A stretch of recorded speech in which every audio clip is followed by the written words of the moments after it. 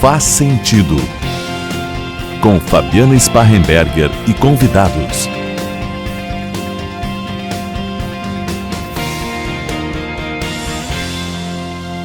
Olá, ouvintes da Rádio CDN, telespectadores da TV Diário e do YouTube do Diário. Neste Setembro Amarelo, o Faz Sentido mais uma vez vem destacar a valorização da vida. Comigo para conversar hoje a respeito da prevenção do suicídio e dos mitos e verdades em relação a este assunto tão importante, o psicólogo Diógenes Chaves, também nosso debatedor no programa Sala de Debate. De que dia? Quartas-feiras, uma sim, uma não. Das quartas-feiras à noite, né? Isso. 19 horas, a cada 15 dias. O Diógenes também nos acompanha participando lá no programa Sala de Debate com o jornalista Rogério Kerber, aí para discutir vários assuntos. E como não poderia deixar de ser, setembro, né? Sempre lembrado Setembro Amarelo. E mais uma vez chega o momento da gente falar ainda mais sobre a valorização da vida. Isso, é bem importante falar sobre a valorização da vida, né? Quando a gente fala de suicídio, fica uma coisa muito pesada, tá? Apesar de que tem que se falar. Apesar de que tem que ser falado, e não dá pra gente mascarar que realmente é um tema, inclusive difícil de ser tratado, elaborado e conversado, e assim sempre será, né? Porque é um momento em que a pessoa desiste, né? Desiste de viver e a gente precisa continuar falando, e é esse o objetivo aqui, a gente trazer mais para orientação, né, Diógenes, mais trazendo um pouquinho, quando a gente tem a oportunidade de ser essa ajuda, quando a gente tem alguém em casa, quando a gente tem algum conhecido, algum amigo, como a gente se comporta, como a gente conduz essa situação. Verdade. E, pois é, então, mais uma vez, obrigado, né, por mais um convite. Fico bastante feliz por estar participando deste programa e do outro também. Mas é isso, né, Fabiane? Esse Setembro Amarelo que nos traz, né, para uma reflexão bastante importante sobre por que será que as pessoas desistem? Por que será que em algum momento da vida as pessoas não querem mais continuar aqui, né? E como elas perdem o sentido da vida, né? Elas não encontram mais um propósito e dentro de uma angústia, dentro de uma dor, de uma aflição, elas querem se livrar disso. E muitas pessoas chegam a esta conclusão porque não tiveram um apoio. Alguém desfez, desconsiderou, né? Ou essa pessoa ela não foi compreendida, ela não foi, né, aceita, acolhida naquele momento, e muitas vezes também porque ela não sabe o que fazer com aquilo. Ela está com aquela dor toda e ela não é orientada e ela acaba pensando, né, infelizmente, que a única saída para ela conseguir aliviar aquela angústia, aquela dor, é, como eu digo, né, para os meus pacientes, é desligando o disjuntor, né, é querendo tirar a própria vida. Então esse mês, ele é muito importante, né, para a gente refletir muito sobre isso. E é claro que é um tema que a gente tem que pensar todos os meses, todos os dias, mas pegando um mês em especial, né, então que bom, né, que a gente está tendo essa oportunidade de falar mais uma vez sobre esse assunto. Eu acho que para a gente começar, vamos para as nossas enquetes, Diógenes. A gente fez algumas perguntas, né? Justamente sobre a saúde mental, né? Se as pessoas estão dando atenção para a saúde mental. A primeira pergunta, a gente fez essa afirmação. As pessoas, em geral, têm dado atenção à saúde mental? Mito, 50%. Verdade, 50%. Meio a meio aí nas respostas. E tudo começa por isso, né? A reflexão do que realmente a gente tem feito com as questões da saúde mental. Até que ponto, depois de uma pandemia, a gente desperta mais para a necessidade de discutir, de buscar ajuda. E aí eu vou me lembrar, Diógenes, que eu ouvi muito aqui no Faz Sentido, durante a pandemia e depois dela. Claro, a gente ainda vive consequências muito significativas, mas eu me lembro de vários profissionais que disseram aqui, ou no bastidor, ou até mesmo no programa, os efeitos, as consequências desse período que nós vivenciamos, elas vão aparecer depois, quando tiver tudo, entre aspas, calmo. Como é que é isso em relação até ao suicídio? Se percebe uns números maiores, se percebe uma incidência maior depois da pandemia, ou ainda não se tem um levantamento nesse sentido? Os dados que a gente tem é de um aumento, né? Tanto no caso da ansiedade, por exemplo, depressão, né? E esse é um questionamento que a gente se faz, né? Em que momento da humanidade a gente está que as pessoas não estão conseguindo lidar, né, consigo mesmo, né? E como saiu ali 50-50, né? O quanto as pessoas dão importância para a saúde mental. Muitas vezes a gente só vai dar importância para a nossa sanidade mental quando a gente está querendo perder ela. Quando a gente está em aflição, quando a gente está em angústia, parece que a gente começa a perceber que cuidar da saúde mental é importante. Mas mesmo assim as pessoas têm cuidado da sua saúde mental de uma forma equivocada, né? E o que elas fazem? Muitas vezes elas tentam se medicar, né, sem a ajuda de um profissional. Muitas vezes, por não conseguir lidar com seus conflitos, evitam buscar um profissional de psicologia ou de psiquiatria e tentam resolver por conta própria, né? E se enchem de aconselhamentos, muitas vezes pessoas que não estão preparadas para orientar, e ela vai tentando do jeito dela, né? E sempre com aquele pensamento de querer se livrar o quanto antes daquela dor, daquela angústia, e não saber lidar com o sofrimento. E eu digo que um dos grandes problemas da humanidade hoje, se não for o maior problema, o maior desafio, né, das pessoas hoje é lidar com o sofrimento, é lidar com o mal-estar. As pessoas não sabem lidar com isso, né? E depois da pandemia, foi um momento muito angustiante, foi um momento que tirou as pessoas da sua zona de conforto, né? Então isso desconfortou emocionalmente, psicologicamente, né? Tantas pessoas tendo crises de pânico, né? Ataques de pânico, ansiedade, crises de ansiedade. A minha mãe teve, né, um ataque de ansiedade na pandemia, né? Porque a minha mãe, ela se preocupava muito com a contaminação e tal, né? E a televisão ali, né? E então ela tinha, né, ela desenvolveu isso. Graças a Deus hoje está bem, né? Consultou um profissional, foi medicada e está bem. Mas sim, né, a gente entende que depois que a gente passa por um trauma, porque essa pandemia para muitas pessoas foi um trauma. Imagina ver o seu ente querido partir, né? A própria pessoa internada, né? Eu tive um amigo meu que depois que ele foi me dizer, e eu fiquei sabendo depois, disse, cara, mas nem para eu te visitar, cara. E eles dizer, a gente, né? Ele quase faleceu. Ele só não foi entubado, mas ele ficou muito mal. Tanto que quando ele foi me contar como que foi todo o procedimento, o que aconteceu, ele se emocionou, ele chorou. Então tu imagina o grau de sofrimento dessas pessoas diante desta pandemia. A pandemia não acabou ainda, né? A gente está saindo, a gente está em processo, né, de saída dessa pandemia. E sim, eu acredito que esses reflexos podem surgir, né? E assim, nós profissionais estamos preparados, né? Pelo menos eu acredito que eu estou preparado para receber essas pessoas, e mais do ponto de vista da ansiedade, né? De transtornos de ansiedade e pensamentos suicidas também, né? Eu tenho recebido assim em clínica bastante. Perguntamos também, Diógenes, se você cuida da sua saúde mental. 45% disseram que sim, 120 pessoas, 23% não, 63%, e um pouco, 32%, 86%. A maioria pessoas. Cuida. Maioria cuidando. Eu fico pensando como é que será cuidar um pouco da saúde mental. É quase nada, né? Um pouco. E também, por fim, as pessoas sabem a diferença entre tristeza e depressão. Acho que aí a gente entra um pouquinho nesse esclarecimento também. Sim. Acho que não sei, 58%. Sabem sim, 9%. É difícil identificar onde termina a tristeza e onde começa a depressão, 33%.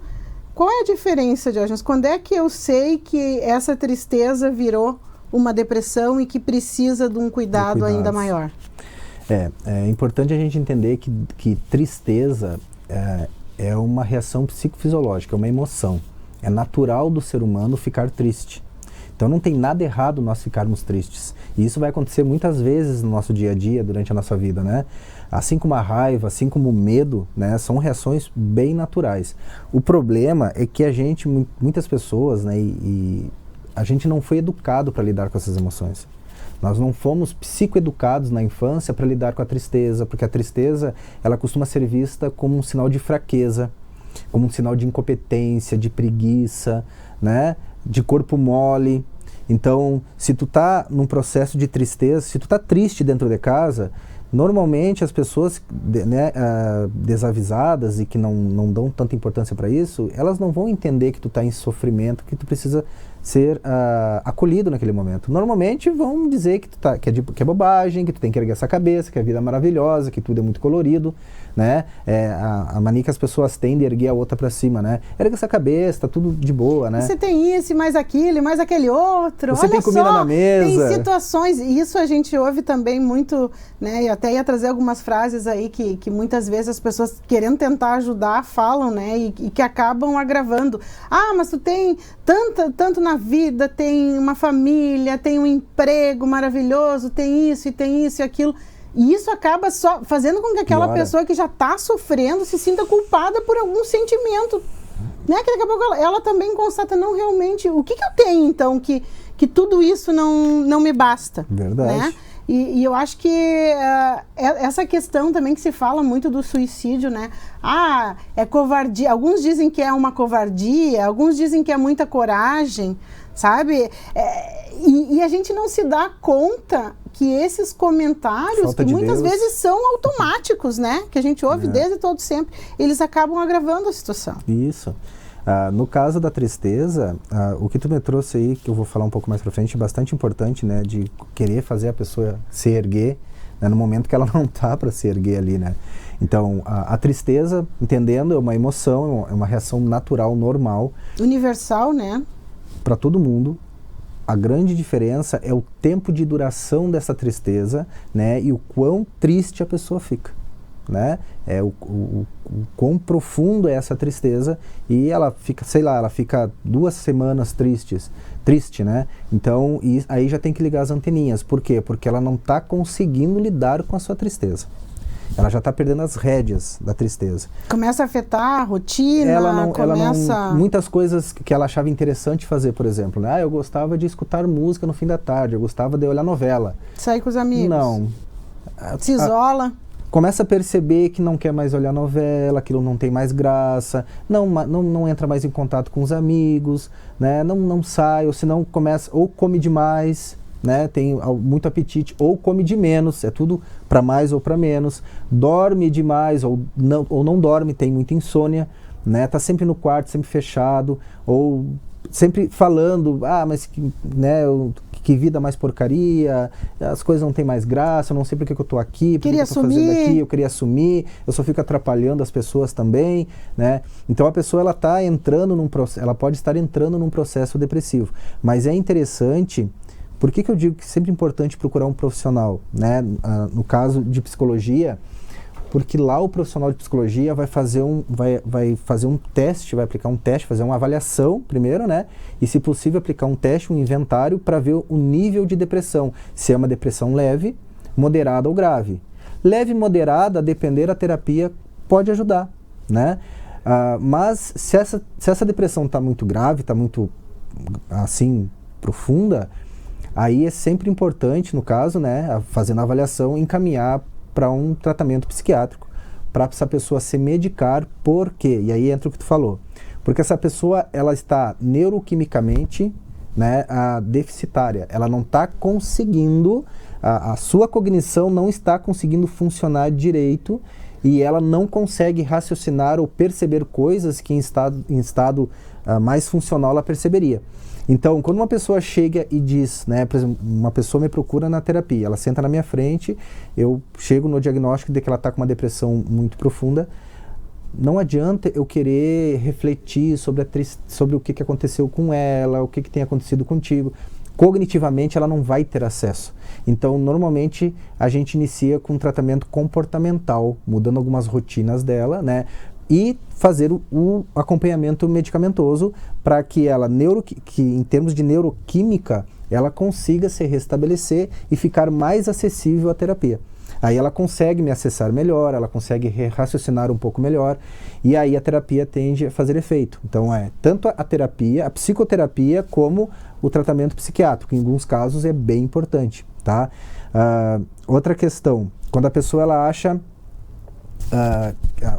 alguém, né, da família diz, como tu falou, né, não, isso é bobagem, erga essa cabeça, olha só, tu tem comida, tu tem casa, tu tem amigos, por que tu tá desse jeito? A vida é colorida, é perfeita, por que tu tá assim? Olha teu corpo perfeito. Tu tem que buscar Deus, né? Alguns sabem porque não tem Deus no coração. Tem que buscar Deus. Mas olha assim, ó, por que isso angustia ainda mais e piora o estado depressivo da pessoa? Porque se ela pudesse fazer isso, ela já tinha feito. Já tinha resolvido. Não precisa os outros pedirem ou mandarem ela fazer, ela já teria feito. Então ela não consegue, daí ela tenta fazer isso e ela se frustra. Então ela diz, meu Deus do céu, nem isso eu consigo fazer. E ela se frustra ainda mais por não conseguir fazer aquilo e ela fica pior ainda. Então a ideia não é fazer isso, não é tentar jogar ela para cima, seja positiva, não vai funcionar, porque em termos em termos cerebral, ela não está conectando, ela não está acessando o que a pessoa está falando. Ela até tenta, mas ela não consegue, né? Então o mais interessante é acolher essa pessoa, né, sem qualquer julgamento, sem qualquer crítica, dizer que tu está ali, né? Se ela quiser desabafar, se ela quiser falar o que está acontecendo, dá o teu ombro, dá o teu colo, fica junto, né? Fica observando, né? Cuidando desta pessoa, mas junto com ela, para que ela entenda, né? Que ela tem o apoio, né? Ela tem a rede de apoio ali junto com ela, né? E ela não se sinta abandonada e sozinha. Uhum. Eu acho que é essa questão, e eu vou me lembrar, eu fiz um treinamento do CVV, do Centro de Valorização da Vida, né? E justamente uma coisa que sempre ficou para mim é que o que nos compete fazer é tentar, e eu sempre uso o exemplo porque eu acho que isso sempre me ajudou e acho que ajuda também o ouvinte e o telespectador, é pegar o óculos daquela pessoa que está em sofrimento e colocar em você. Então, o que você precisa fazer? Tentar entender o processo que aquela pessoa está passando, tentar entender o sofrimento, tentar entender como é que ela chegou até ali. Então, é uma preocupação que você tem que ter ao acolher, ao ajudar. Não é de dar a solução, não é de dar os caminhos, mas nesse primeiro momento, o acolhimento, que a pessoa consiga perceber, poxa vida, tem alguém que... encontrei finalmente alguém que me entende, alguém que consegue chegar a entender o porquê que eu cheguei nessa situação. Né? Sem julgar, sem condenar, sem emitir opiniões acerca daquilo, sem trazer o seu exemplo. A pessoa não precisa do seu exemplo. A pessoa não está precisando do seu exemplo e nem de outros exemplos. A pessoa precisa ser apenas ouvida. Já temos que ir para o intervalo. Fernando Barcelos me avisa, vamos para o intervalo, já voltamos. Estamos apresentando Faz Sentido. Aos 28 anos, a Della Páscoa Engenharia segue sua trajetória com a missão de oferecer serviços de excelência aos seus clientes, apresentando soluções que possam melhorar a qualidade de vida das pessoas, encurtando distâncias e contribuindo para o desenvolvimento social e econômico de nossa região, através da infraestrutura, tecnologia e sustentabilidade. Della Páscoa Engenharia, há 28 anos transformando a cidade e região. Localizada na Avenida Dores, em Santa Maria, a Henk Store trabalha com marcas renomadas do mundo da moda. A loja proporciona que você tenha um estilo para cada momento, com muito conforto e elegância. O espaço foi pensado para que os clientes tenham um atendimento personalizado, com estacionamento privativo e horário diferenciado. As tendências da moda masculina e feminina você encontra na Henk Store. Saiba mais nas nossas redes sociais. Os purificadores da linha Purifique fornecem água purificada, onde os índices de retenção são comprovados por laudos, garantindo que contaminantes como cloro, pesticidas, metais pesados, bactérias, toxoplasmose, fármacos, ferrugem e microplásticos sejam retidos pelo refil. Possuímos patente mundial na retenção de vírus. Purifique, viva bem, viva saudável. Confira em uma de nossas lojas ou pelas redes sociais Purifique Santa Maria. O desejo de toda mulher é estar ainda mais bonita. Para realçar sua beleza, Habitué Moda e Beleza conta com um espaço agradável e moderno. Uma equipe de profissionais altamente qualificados que cuidarão de você, da cabeça aos pés, com um atendimento personalizado e diferenciado. Permita-se vivenciar uma experiência única. Habitué Moda e Beleza. Rua Jorge Pedro Abelim, 238. Telefone 3217-8325. Voltamos a apresentar Faz Sentido. Faz Sentido de hoje, no nosso Setembro Amarelo, falando sobre a valorização da vida com o psicólogo Diógenes Chaves. E a gente falava um pouquinho no bloco anterior da importância da gente exercitar a empatia. E o Diógenes quer fazer um teste comigo, que eu disse que não quero fazer, porque eu não sei se eu vou passar ou vou rodar no teste, então... Mas vamos lá, vamos fazer juntos, Diógenes. Eu, os ouvintes, telespectadores, aí vamos pensar, refletir juntos. Sobre a empatia. Vamos lá. Esse teste quem fez foi o Dr. Pedro Calabres. Ele é um neurocientista aqui do Brasil, né? E eu gosto muito, assim, dos trabalhos dele, já fiz alguns cursos. E uma das palestras dele, ele estava falando sobre empatia. E ele gosta muito de falar do cérebro, né? Das nossas... do funcionamento da nossa mente, enfim. E falando sobre empatia, ele fez uma brincadeira com o público, né? Por exemplo, me dá tua mão aqui. Eu vou te perguntar, o que tu tá sentindo agora aqui na tua mão? O que eu tô sentindo? Que a tua mão tá meio suada, meio gelada. Tu tá nervoso, Diógenes? Não? Tá meio suado, meio gelado. Não. Ó, o que tu tá sentindo aqui não é a minha mão. Não é tua mão? Não, tu tá sentindo a tua mão segurando a minha mão. Certo. E o resultado do contato das duas? Isso, porque não tem como tu sentir a minha mão. Porque ela é tua? Porque ela é minha. Tu teria que estar... As tuas conexões cerebrais teriam que estar conectadas nas minhas, para te poder sentir o que eu sinto. Então tu nunca vai sentir o que eu sinto. Da mesma forma. Tu sente a tua mão segurando a minha. Agora, se eu anestesio a tua mão, tu vai sentir a minha mão? Não, nem isso. Então, na verdade, tu não sente a minha mão, tu sente a tua mão, não a minha. Então, quando ele trouxe isso, ele quis refletir da seguinte forma. A empatia não é se colocar no lugar do outro, não é sentir o que o outro sente, porque nós nunca vamos sentir o que o outro sente. Isso é impossível, né? Então, eu me colocar na dor do outro, isso não tem como. O que seria empatia? Empatia é eu desenvolver afeto pela dor do outro. É eu me comover ou me sensibilizar pela dor do outro. É bem diferente.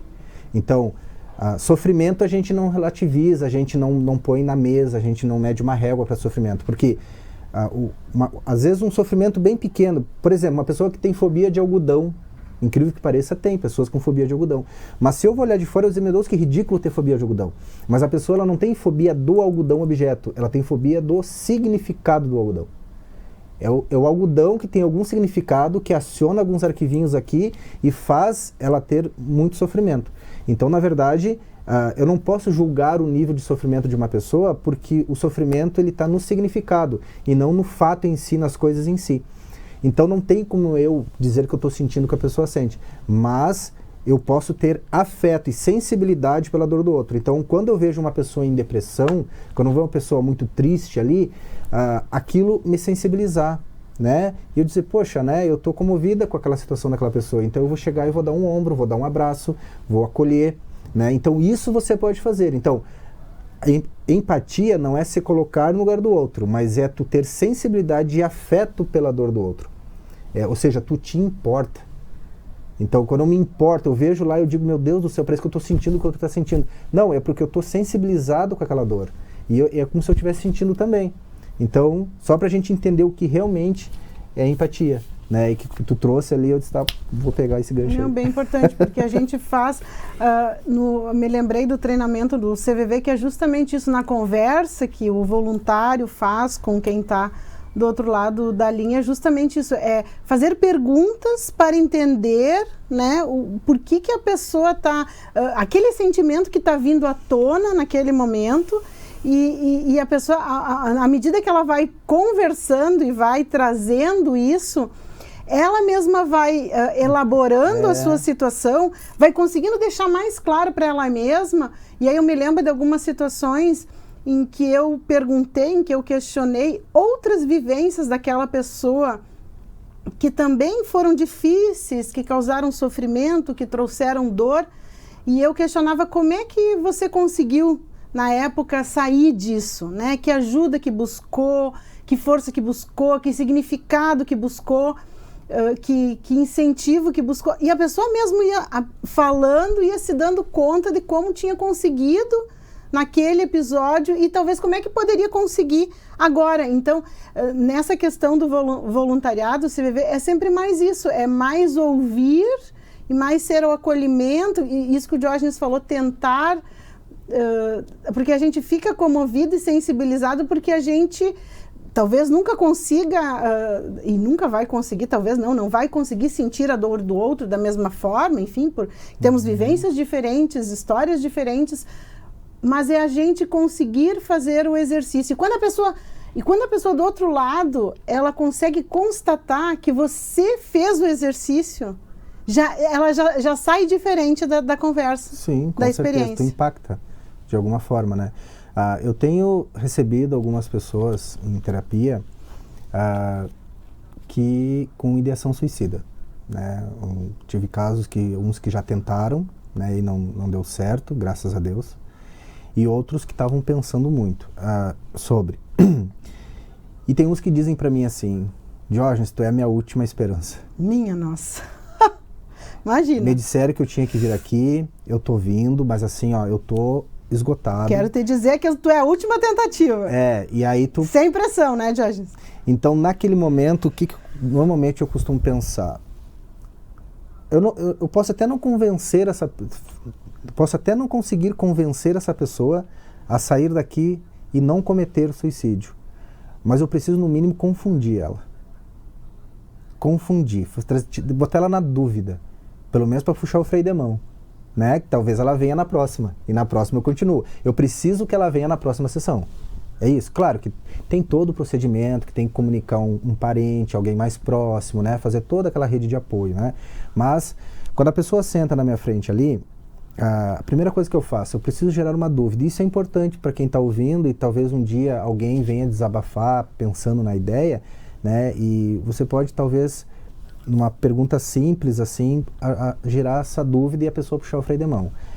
A pessoa diz para mim assim, olha, Diógenes, eu quero tirar a minha vida, né? Eu quero acabar com tudo isso, eu estou com muita dor, eu estou sofrendo muito e eu acho que a única maneira é desligar o disjuntorzinho. Pum! E vai sumir a minha dor, vai sumir minha angústia, vai sumir minha frustração, eu não vou sofrer com mais nada, eu vou dormir para sempre. Vê, né? Não, a pessoa não quer morrer, né, Diógenes? A pessoa quer se livrar daquela dor tamanha que ela não está mais conseguindo. Como se fosse uma anestesia, sabe? Então, eu tirando a minha vida, eu não vou sofrer mais. Eu não vou ter mais nada disso, eu vou descansar, porque eu não aguento mais. Ok, eu acolho aquilo que ela falou, eu considero aquilo que ela falou, ok, essa é a tua percepção, tudo bem, né? Pode acontecer de você cometer suicídio e tudo acabar, né? Vamos considerar que pode acontecer, né? Pum, desligou, acabou. Porém, tu tem certeza disso? Tu tem certeza que se tu desligar o disjuntorzinho, tudo vai acabar? Vai acabar tudo angústia, resolvido? vai acabar a frustração, vai acabar a ansiedade, vai acabar tudo, vai acabar remorso, tudo. E se não acabar? E se tu tiver equivocado ou equivocada? E se ficar pior? Eu considero, vou considerar esse teu pensamento, ok, tá? Não estou desconsiderando. Porém, eu estou tentando pensar por um outro lado. Porque é uma decisão muito importante que tu está tomando. E tu não pode tomar uma decisão muito importante na vida com tantas dúvidas, em cima de uma dúvida. Tu tem certeza que vai resolver teu problema? E se não desligar o disjuntorzinho e tu acordar do outro lado com a angústia dobrada, com o sofrimento dobrado e incluindo junto aí a culpa, o remorso, né, o arrependimento, não ter mais as pessoas que tu gosta contigo, tu não vai poder retornar? Então vamos pensar para o outro lado. Ok, pode desligar e acabar, mas e se não desligar? E aí? Será que esse teu sofrimento não vai duplicar, triplicar e ir na enésima potência? As pessoas que eu questionei nesse sentido, elas ficam muito pensativas. Poxa, eu não tinha pensado nisso. Eu nunca pensei nisso. Claro, naquela angústia, naquela dor, naquele sofrimento, elas não pensam em outras possibilidades. É como eu digo, elas não conseguem pensar muito em outras possibilidades. Elas querem fugir daquela situação porque está muito dolorido. Mas no momento que a gente acolhe essa pessoa, ela já fica te olhando, te considerando, tá ali, e tu começa a ajudar ela a refletir de uma outra forma, por mais que seja difícil refletir nesse momento, mas tu faz esse esforço, afinal, né, eu sou o último recurso ali, né, então eu digo, me apego de qualquer forma, né, para ajudar pelo menos a confundir essa pessoa. E graças a Deus, né, essas pessoas retornam e elas comentam comigo, poxa, eu não tinha pensado nisso. Eu digo, pois é, tomar uma decisão tão importante na vida, que pode piorar muito a situação, porque a gente não tem certeza de nada. A gente não tem certeza que realmente vai acabar ou que pode continuar. Nós não temos essa certeza. E daí? Tinha um rapaz também que me procurou uma vez, um adolescente, e ele dizendo assim, as vozes me dizem que eu tenho... Isso acontece muito. As vozes me dizem que eu tenho que me suicidar, porque daí meu sofrimento vai acabar. Se eu quero que meu sofrimento acabe, que tudo isso acabe, eu preciso tirar a tua vida, que daí tudo vai acabar. Beleza, mas antes disso, o que eles relatam? A mesma voz diz que eu sou um lixo, que eu não presto, que as pessoas não gostam de mim, que eu sou um escorraçado, que eu sou um desprezível. Aí eu penso assim, pare um pouquinho, tem coisa errada aí.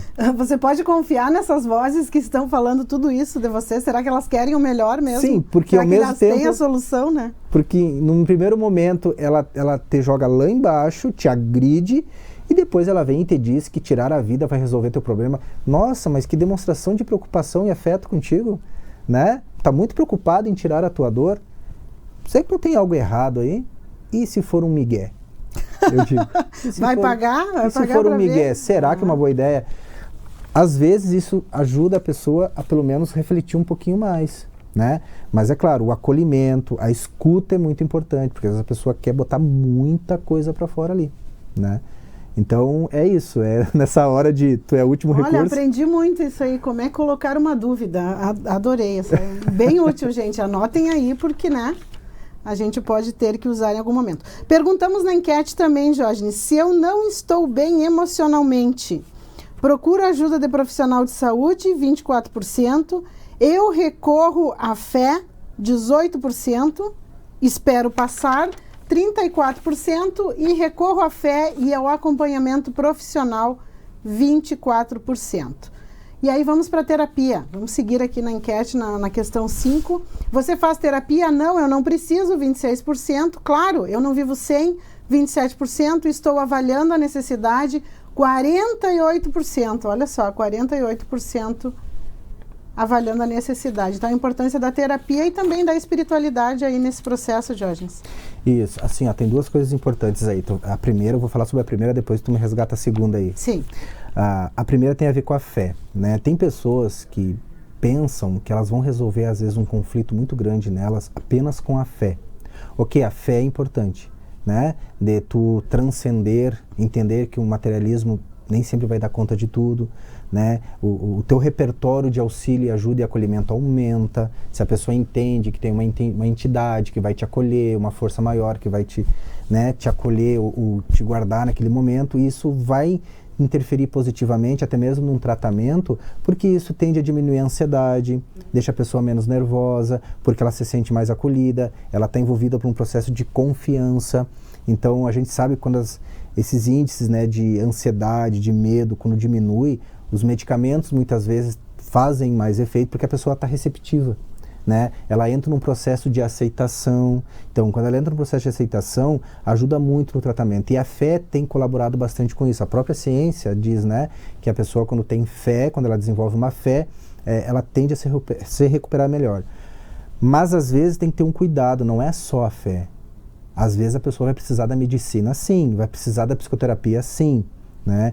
Então, vamos curar a tua depressão com fé. A depressão é uma doença.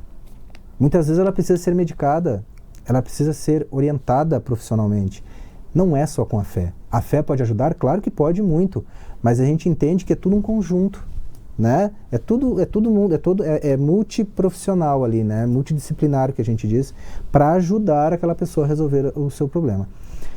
A terapia. Se você faz terapia... E aí vamos seguir aqui, a gente perguntou também, Jorge, quanto à consulta com psiquiatra, tá? O que as pessoas disseram? Nunca fui, nem pretendo ir, 40%. Vou sempre que preciso, 48%. E, na verdade, eu tenho preconceito 12%. Então, muita gente aqui dizendo que faz terapia, 27%, 48% que está avaliando a necessidade, olha que percentual bem significativo, 48% achando que precisa de ajuda, mas ainda tem essa questão do preconceito, principalmente em relação à psiquiatria, né? Aí quando fala, não vivo sem, não tem aí? Tem. Não vivo sem, 27%. Esse não vivo sem a psicoterapia também é um alerta. Né? A psicoterapia não pode ficar dependente da psicoterapia. A terapia tem que produzir autonomia. Então você não é mais dependente do álcool, você não é mais dependente da comida, não é mais dependente do remédio para dormir, mas depende da psicoterapia. Também não resolve, né? Para tudo que vai fazer na vida tem que recorrer ao psicoterapeuta, né? E pelo menos na TCC, nós, né, sempre olhamos para esse cliente que a gente chama como alguém que é capaz de desenvolver a sua própria autonomia, ou seja, se tornar terapeuta de si mesmo. Então, a gente resolver ali a demanda, né, fazer essa pessoa se reequilibrar, se reajustar, né, se tornar funcional e depois seguir a sua vida, né, sabendo administrar a própria existência, a própria vida, né, e fazendo a manutenção da sua saúde mental. Agora, eu não vivo sem a terapia, eu não posso viver sem, então tem que ver o que está acontecendo aí, tá? O outro ali é dos psiquiatras, né?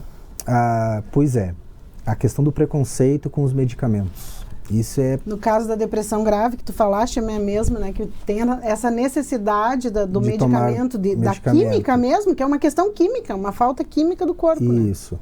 Primeiro, as pessoas têm muito medo de se tornarem dependentes de medicamento. Esses medicamentos de tarja preta eu não quero tomar. Se eu for, nunca mais vou conseguir deixar de tomar. Tomou uma vez, vai ter que tomar toda a vida. Isso é um mito, tá? Medicamentos para depressão, antidepressivos, eles não são viciantes, como, por exemplo, alguns de tarja preta, como o Rivotril, por exemplo, né? Rivotril, sim. Por quê? Porque antidepressivos, eles não te dão um bem-estar imediato. Os antidepressivos, eles vão te colocar, muitas vezes, leva a cada 2, 3 semanas, e dependendo, leva um mês para te começar a se sentir melhor. Antes vai te dar algumas reações um pouco desagradáveis, tá? Mas que são importantes a gente passar por essas reações, até o remédio se reajustar a ti, né? Até ele atingir o efeito e começar a fazer o efeito positivo e tu te sentir melhor. Só que as pessoas, pra gente conseguir fazer com que o medicamento faça efeito, a gente tem que suportar um pouquinho aquele início, pode aumentar um pouquinho a ansiedade, pode te dar náusea, pode dar um pouco de tontura, né? Enfim, é normal isso. Então, por isso que não pode se entender o antidepressivo como um medicamento que vai te viciar. Tudo que te vicia é aquilo que te dá bem-estar imediato. Por exemplo, Rivotril, eu estou ansioso, tomo Rivotril, né? Tu vai te sentindo um pouco melhor, aquilo é meio que imediato. Quando a gente toma lá para não sentir dor, como é que é? Agora eu esqueci o nome. Anestesia? Morfina. Morfina pode viciar.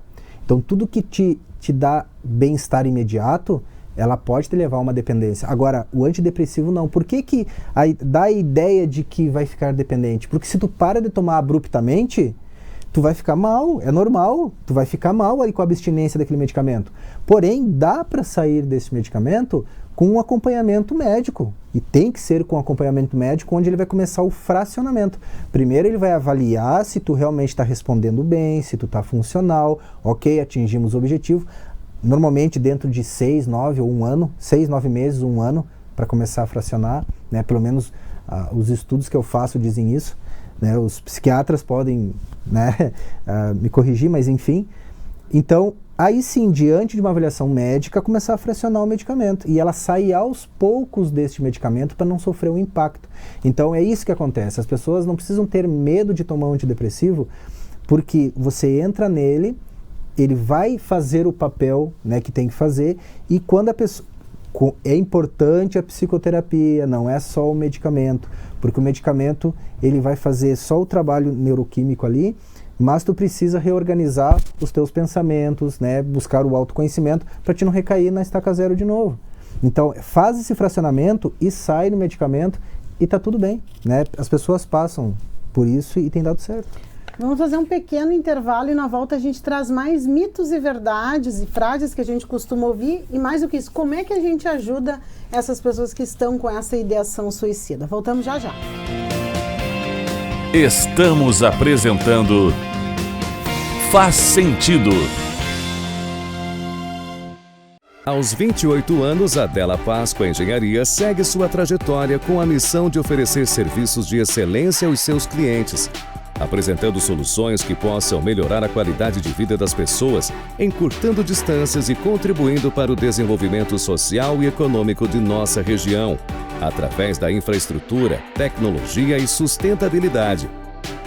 Della Páscoa Engenharia, há 28 anos transformando a cidade e região. Localizada na Avenida Dores, em Santa Maria, a Henk Store trabalha com marcas renomadas do mundo da moda. A loja proporciona que você tenha um estilo para cada momento, com muito conforto e elegância. O espaço foi pensado para que os clientes tenham um atendimento personalizado, com estacionamento privativo e horário diferenciado. As tendências da moda masculina e feminina você encontra na Henk Store. Saiba mais nas nossas redes sociais.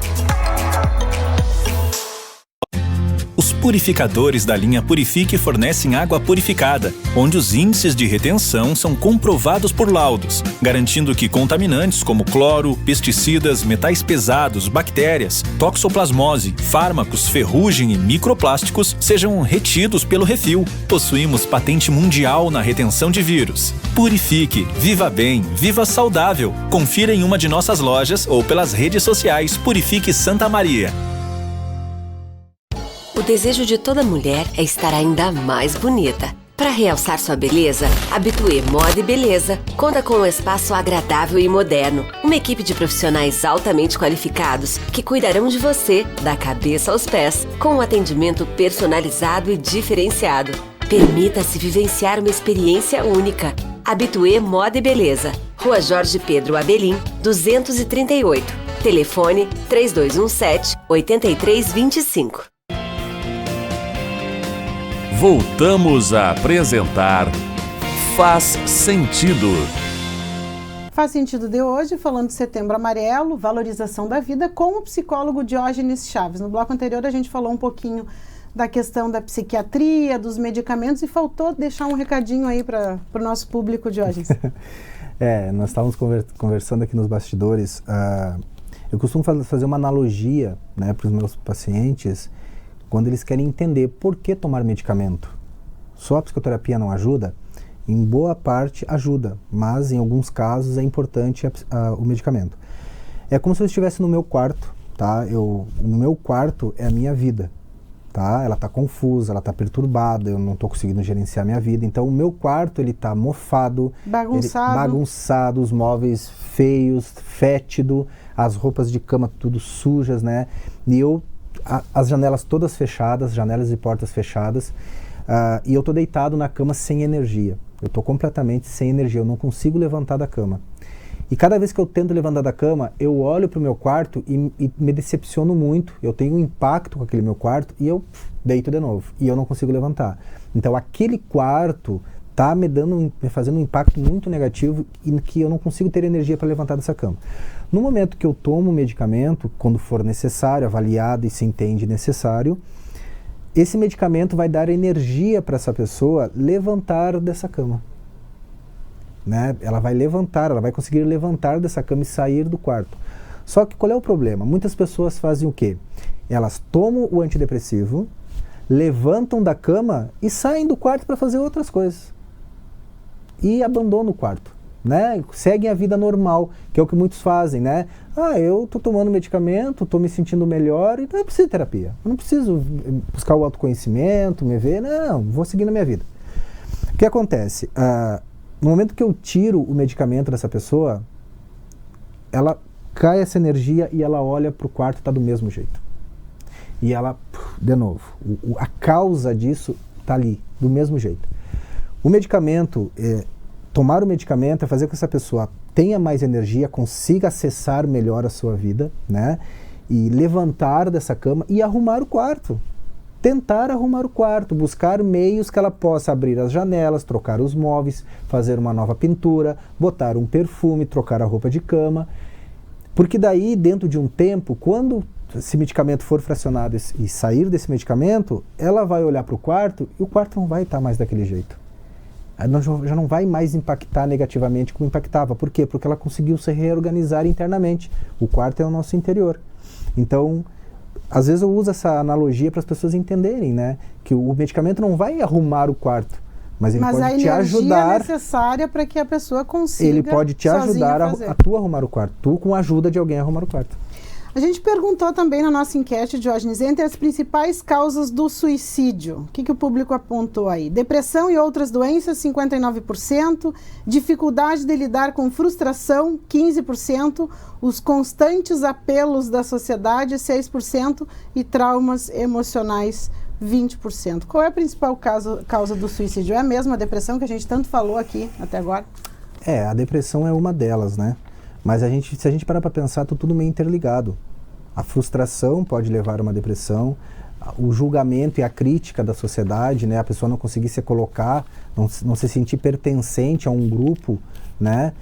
Isso pode fazer com que essa pessoa entre num processo depressivo também, né? O alcoolismo, as drogas, então são um leque de motivos que podem levar essa pessoa a pensar no suicídio.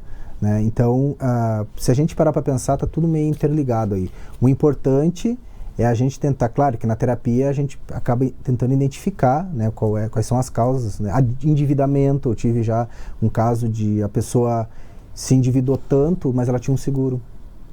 E aí ela queria fazer o quê? Ela queria tirar a própria vida, porque daí as pessoas ficavam bem financeiramente. Só que ao mesmo tempo ele não pensava, mas será que essas pessoas não pagariam o dobro que tu deixou para elas para te ter de volta? Né? Então, às vezes esse raciocínio eles não fazem por causa do tamanho sofrimento que elas têm. Mas as causas são variadas, mas a depressão ela tem trazido bastante demanda com as pessoas, porque o sofrimento, a depressão ela traz muito sofrimento, né? É como se a pessoa estivesse aprisionada em algo muito ruim. Então elas não têm perspectiva de futuro, né? Pensamento ruminativo, toda hora pensando ali, né? Muitas vezes focada no passado, desiste de tudo, acha que não vai conseguir, e aí às vezes o pensamento vou desligar o disjuntor. Ainda mitos e verdades, Diógenes. O suicídio não pode ser prevenido, é uma afirmação que a gente levou na nossa enquete. É mito? 71% das pessoas falaram, 157 pessoas, e a verdade, 29%, 65%.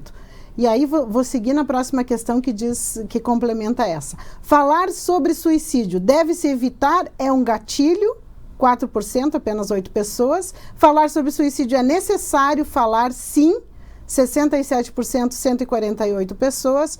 Ou depende da abordagem, 29%, 64 pessoas. Por muito tempo, e aí eu vou lembrar da imprensa, né, de como a imprensa trata do suicídio. Por muito tempo na imprensa, e eu tenho quase 25 anos de trajetória, não se falava, o suicídio era um assunto proibido dentro da redação.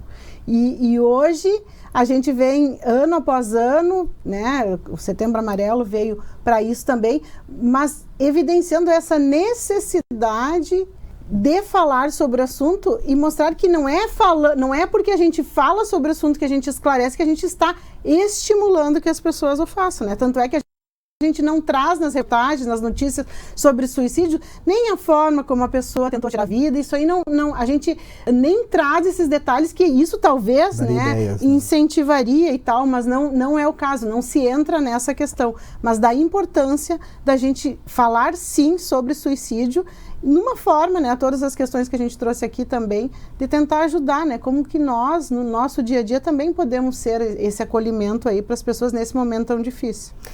A questão de falar sobre o suicídio, né, trazer para a pauta esse assunto, né, agora pelo menos achar um mês, né, para se falar sobre esse tema mais especificamente, mais intensamente, isso faz com que as pessoas elas percebam que elas têm acesso à ajuda, que existem pessoas dispostas a ajudar, né? Que existem pessoas que estão ali estendendo a mão, porque esse tema é falado, né?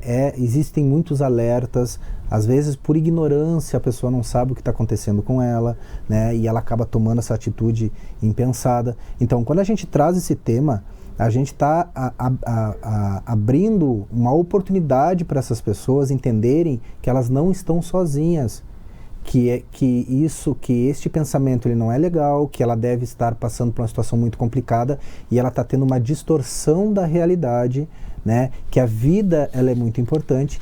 Então, falar sobre esse assunto, a gente está dando a oportunidade para que essas pessoas venham até nós.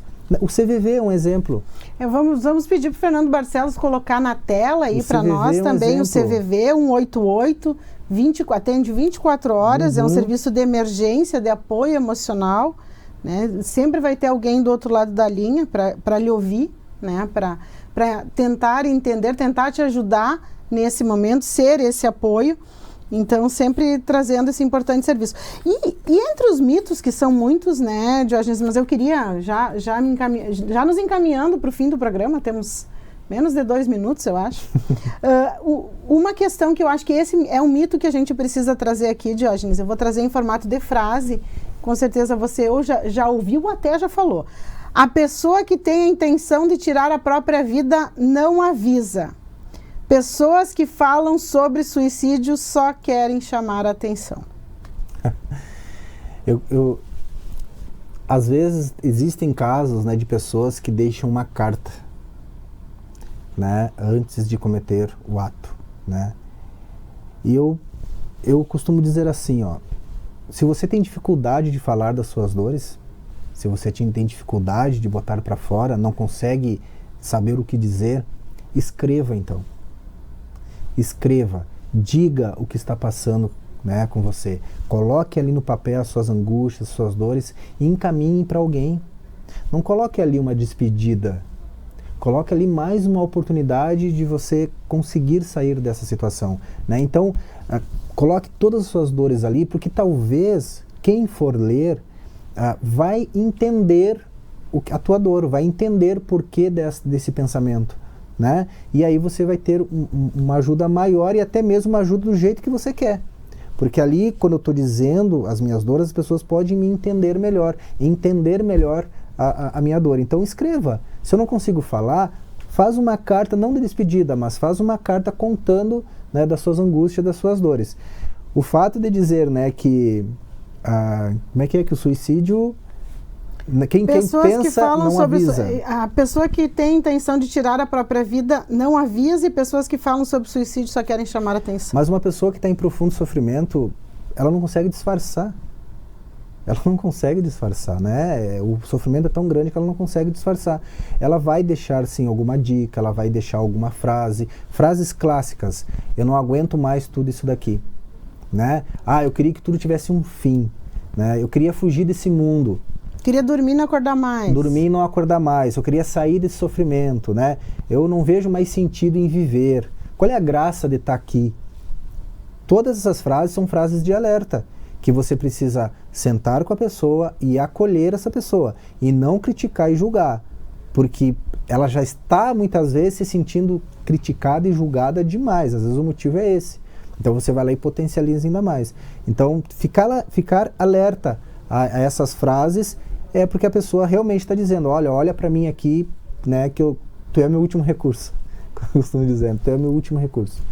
Né? Então, vamos nos encaminhando para o final, vamos deixar aí na tela o número do Centro de Valorização da Vida, 188. Lembrar também dos profissionais, da importância de buscar ajuda, né? Buscar uma terapia, buscar um atendimento de um psicólogo, de um psiquiatra, tanto faz, importa é buscar ajuda, né? O profissional vai lhe encaminhar.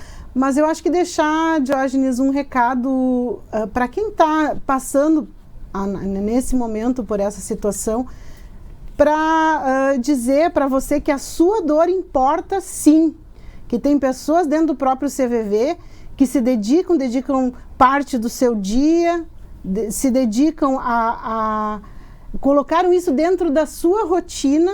A sua dor é importante, sim, para a sociedade. Tem quem se importe, tem quem tira o próprio tempo com a família, com os amigos, para estar lá do outro lado, apenas para lhe ouvir, para ser esse amparo, para ser esse apoio. Acho que se a gente conseguir também, isso que o Diógenes trouxe, né? Se você acha que tirar a sua própria vida vai realmente solucionar, você sabe o que tem do outro lado, o que acontece depois do que você vai atentar, desse momento que vai atentar, será que sabe? Será que realmente vai resolver a sua situação, a sua dor? Eu acho que se a gente conseguir fazer com que as pessoas ao menos reflitam sobre isso e busquem ajuda. É preciso muita força, é preciso muita coragem para pedir ajuda. E eu tenho certeza que quem está nesse momento aí nos ouvindo terá essa coragem, Diógenes, e buscará ajuda, porque vale a pena a gente seguir. Obrigada pela sua companhia, até o próximo domingo. Obrigada, Diógenes, também. Eu agradeço mais uma vez. E voltamos no próximo domingo com Faz Sentido.